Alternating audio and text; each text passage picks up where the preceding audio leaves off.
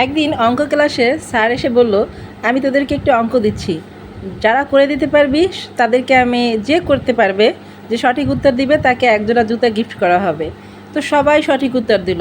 এবার কি করবে স্যার? স্যার কী করলো, বললো আসো লটারি করি। তো স্যার লটারি করলো। তো সবাই খুব নিশ্চুপ আছে, ক্লাস পুরো একেবারে সাইলেন্স। তো বললো, স্যার বললো যে এবার কি খুলবো লটারিটা? বললো হ্যাঁ স্যার খুলেন।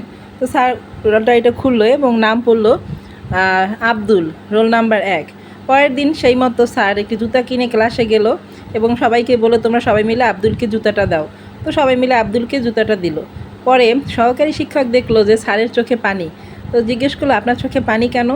স্যার বলল, আমি লটারি করেছিলাম ঠিকই, কিন্তু প্রত্যেকটা বাচ্চারা সব কাগজেই আব্দুলের নাম লিখছে, কারণ ওই একমাত্র বাচ্চা যে ক্লাসে জুতো ছাড়া আসে, যার কোনো জুতা নেই, তাই সবাই ওর নাম লিখছে।